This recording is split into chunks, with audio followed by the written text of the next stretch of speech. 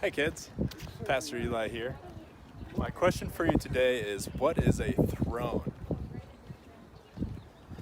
Well, a throne is basically a chair. It's nothing more, but it has some significance as a chair.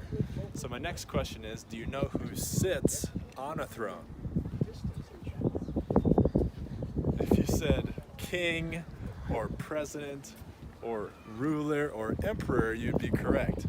Because when they have authority, they sit on the throne, and that shows that they are sovereign over that kingdom or over that nation.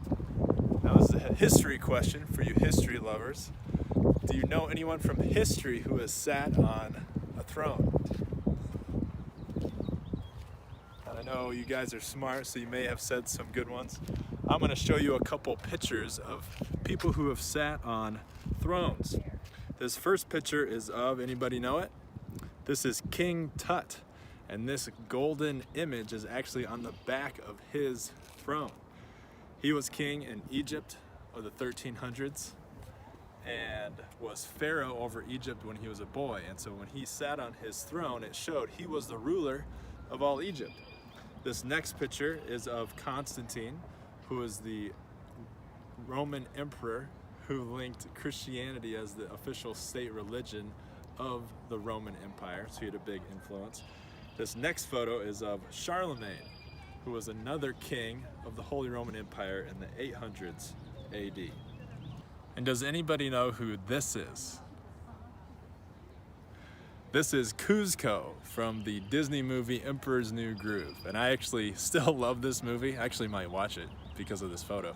But in this scene, Emperor Kuzco is sitting on his throne, all powerful, all in charge. And this peasant named Pacha walks in.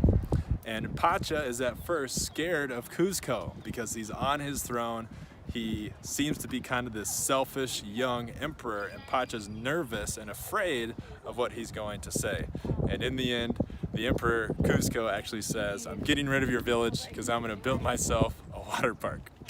And so I was trying to think of current examples of someone sitting on a throne, and there's really not any good ones, but the only one that I could think of is powerful big shots at businesses or CEOs or bosses of major companies. And they may have their nice office chair in one of those top office rooms with the windows. And here we are at Centennial Lakes in Edina. This is a beautiful sunny day. This is a great place to walk. But you may think people who sit on those chairs in those businesses have a lot of authority. And let's say you're someday applying for a job, you may be very nervous of what those people in those chairs may say to you because they have authority and you do not. Well, the Bible teaches us that Jesus sits on his throne.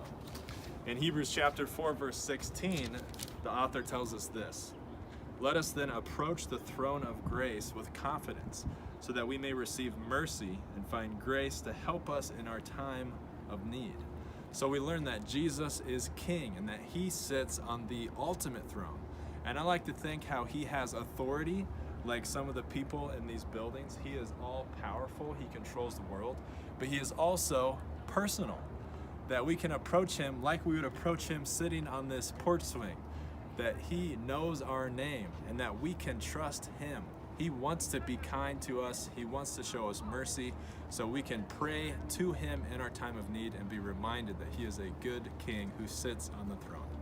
And may the Lord be with you. See you next week.